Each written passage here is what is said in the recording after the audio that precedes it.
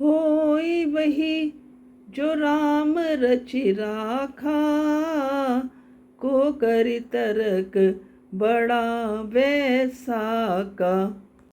राम सिया राम, जय जय राम।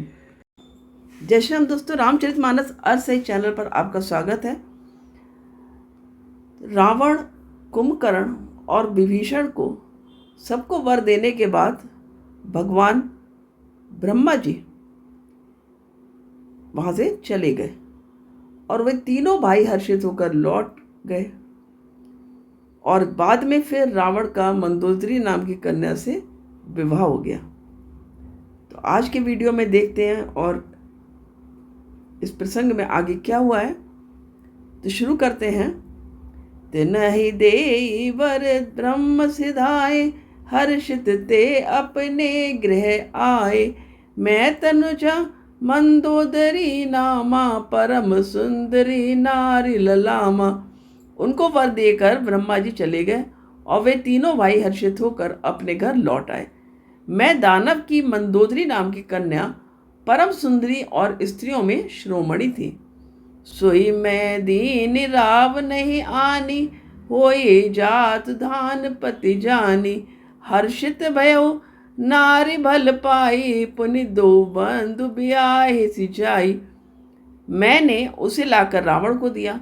उसने जान लिया कि यह राक्षसों का राजा होगा। अच्छी स्त्री पाकर रावण प्रसन्न हुआ और फिर उसने जाकर दोनों भाइयों का विवाह कर दिया। गिरि त्रिकूट एक सिंधु मझारी, विधि निर्मित दुर्गम अति भारी। सोई में दानव बहुरि संवारा, कनक रचित मणि भवन अपारा। समुद्र के बीच में त्रिकुट नामक पर्वत पर ब्रह्मा का बनाया हुआ एक बड़ा भारी किला था। महान मायावी और निपुण कारीगर मैं दानव ने उसको फिर से सजा दिया। उसमें मणियों से जड़े सोने के अनगिनत महल थे। भोगावती जैसी अहिकुल वासा, अमरावती जैसी सक्र निवासा। तिनते अधिक रम अति वंका, जग विख्यात नाम ते ही लंका। जैसे नागकुल के रहने की पाताल लोक में भोगावतीपुरी है और इंद्र के रहने की स्वर्गलोक में अमरावतीपुरी है, उनसे वह अधिक सुंदर और महाका वह दुर्ग था। जगत में उसका नाम लंका प्रसिद्ध हुआ। खाई सिंधु गभीर अति, चारि दिस फिरिया। कनक कोट मणि खचित दृढ़, वर्णि न जाई बनाव। उसे चारों ओर से समुद्र की अत्यंत गहरी खाई घेरे हुए हैं। उस दुर्ग के मणियों से जड़ा हुआ सोने का मजबूत परकोटा है, जिसकी कारीगरी का वर्णन नहीं किया जा सकता। हरि प्रेरित जेहि कलप जोई, जात धान पति होई। सूर प्रताप अतुल बल, दल समेत बस सोई। भगवान की प्रेरणा से जिस कल्प में जो राक्षसों का राजा यानी रावण होता है, वही शूर प्रतापी अतुलित बलवान अपनी सेना सहित उस पुरी में बसता है। रहे तहां निश्चर भट भारे, ते सब सुरन समर संघारे। अब तह रहे सक्र के प्रेरे, रक्षक कोटि जक्ष पति केरे। पहले वहां बड़े बड़े योद्धा राक्षस रहते थे। देवताओं ने उन सबको युद्ध में मार डाला। अब इंद्र की प्रेरणा से वहां कुबेर के 1 करोड़ रक्षक यानी यक्ष लोग रहते हैं। 10 मुख कतहु खबर असिपाई, सेन साज गढ़ घेर सिजाई। देखी बिकट भट बड़ी कटकाई, जक्ष जीव ले गए पराई। रावण को कहीं ऐसी खबर मिली, तब उसने सेना सजाकर किले को जा घेरा। उस बड़े बिकट योद्धा और उसकी बड़ी सेना को देखकर यक्ष अपने प्राण लेकर भाग गए। फिरी सब नगर दसानन देखा, गयउ सोच सुख भयउ विशेषा। सुंदर सहज अगम अनुमानी, कीन तहां रावण रजधानी। तब रावण ने घूम फिरकर सारा नगर देखा। उसकी स्थान संबंधी चिंता मिट गई और उसे बड़ा ही सुख हुआ। उस पुरी को स्वाभाविक ही सुंदर और बाहर वालों के लिए दुर्गम अनुमान करके रावण ने वहां अपनी राजधानी कायम की। जेहि जस जोग बाँट ग्रह दीन्हे, सुखी सकल रजनी चर कीने। एक बार कुबेर पर धावा, पुष्पक जान जीत ले आवा। योग्यता के अनुसार घरों को बांटकर रावण ने सब राक्षसों को सुखी किया। एक बार वह कुबेर पर चढ़ दौड़ा और उससे पुष्पक विमान को जीत कर ले आया। कौतुक कहीं कैलाश पुनी, लीन से जाई उठाई। मनहु तौल निज बाहुबल, चला बहुत सुख पाई। फिर उसने जाकर एक बार खिलवाड़ ही में कैलाश पर्वत को उठा लिया और मानो अपनी भुजाओं का बल तौलकर बहुत सुख पाकर वह वहां से चला आया।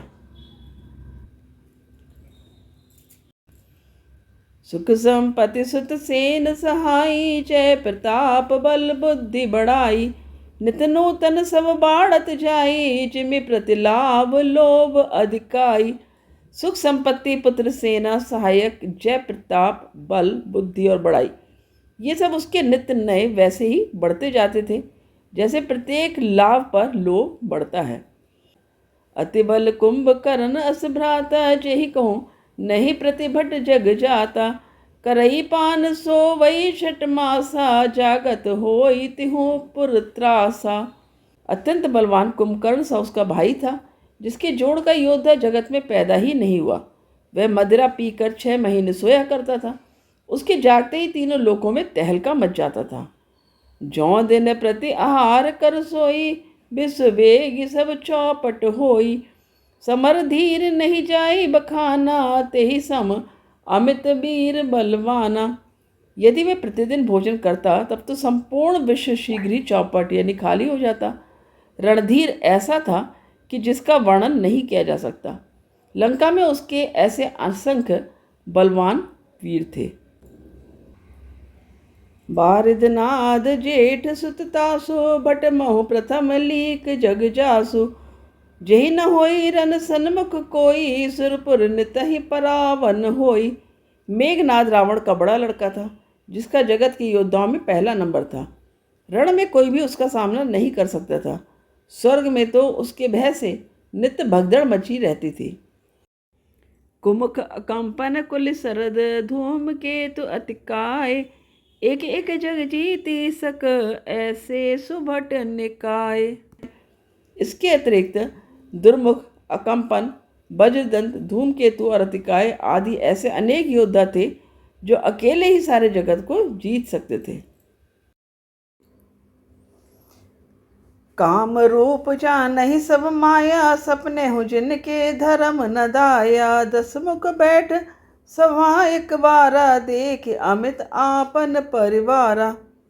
सभी राक्षस मनमाना रूप बना सकते थे और आसुरी माया जानते थे।